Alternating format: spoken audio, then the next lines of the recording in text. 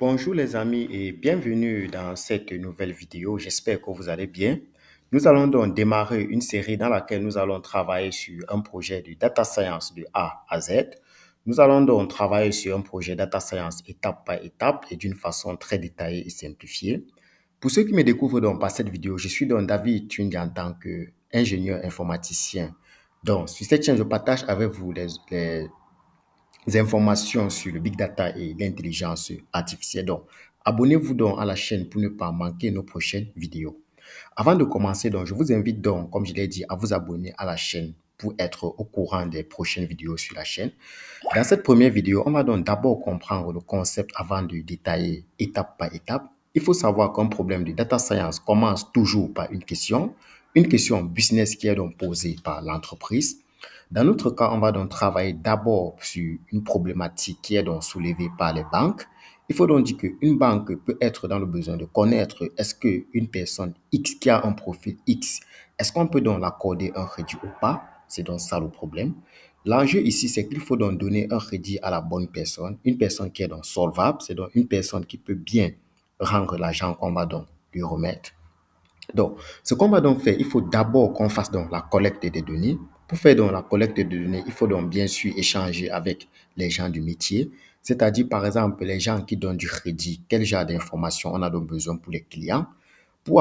Après avoir donc compris la problématique business, il y aura donc la collecte de données. Pour la collecte de données, une banque dispose donc d'un système d'information qui a donc toujours toutes les informations de ses clients précédents. Donc, la collecte de données, c'est-à-dire après avoir donc fait la collecte de données, on va donc essayer d'extraire les données qui nous seront donc intéressantes et qui nous seront donc très utiles pour répondre à cette problématique. Dans notre cas, on va donc se baser sur les bases de données sur Kaggle. Pour ceux qui ne connaissent pas Kaggle, Kaggle c'est un site web où il y a des bases de données où vous pouvez vous entraîner. Vous pouvez prendre des bases de données sur Kaggle pour pouvoir entraîner vos modèles de machine learning. Une fois donc qu'on aura dans notre base de données, on va donc essayer de la nettoyer. Ça veut dire que la nettoyer, ça veut dire que il faut donc la préparer pour l'analyse exploratoire. On va donc essayer de voir s'il y a donc des valeurs manquantes, des valeurs aberrantes, des doublons. Il faut donc dire que dans les prochaines vidéos, je vais donc vous expliquer ce que j'entends donc par les valeurs aberrantes et les doublons. Il faut donc savoir qu'il faut donc les éliminer, les valeurs manquantes. Parce que ces valeurs manquantes-là peuvent donc fausser le modèle qu'on va donc créer à la fin. Donc, une fois donc qu'on aura donc nettoyé notre base de données, on va donc essayer de la préparer pour l'analyse exploratoire. C'est-à-dire qu'on va donc essayer de comprendre notre base de données. Pour comprendre notre base de données, généralement, on va donc utiliser la visualisation.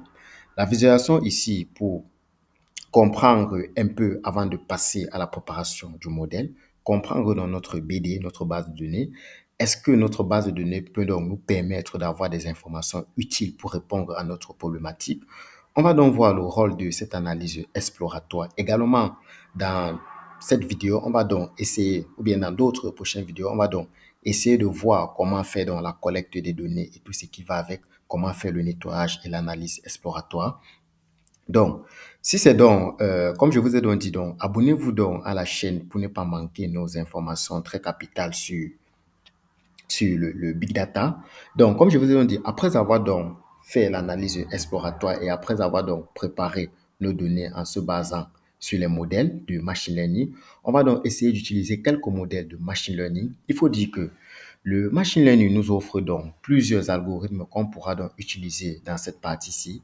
On parlera par exemple les algorithmes de clustering, les algorithmes de logistique, régression de random forest. Donc, ça va vraiment dépendre. Donc, on aura donc plusieurs algorithmes. On verra donc quel algorithme est le mieux approprié pour pouvoir l'utiliser pour répondre à cette problématique-ci.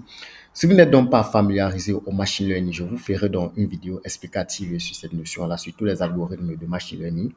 La dernière étape sera donc ici le déploiement du modèle. Donc, une fois notre modèle est prêt, on va donc essayer de l'intégrer dans une web application en utilisant un micro-framework Flask. Donc, on va utiliser donc Flask.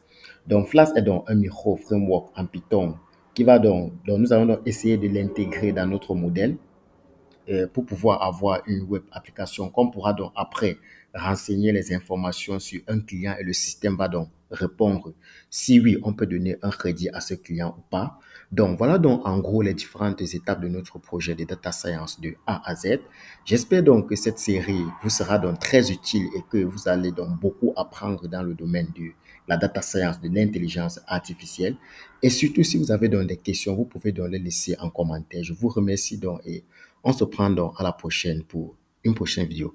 C'était donc David de Tanque pour le compte de Big Data. Bye.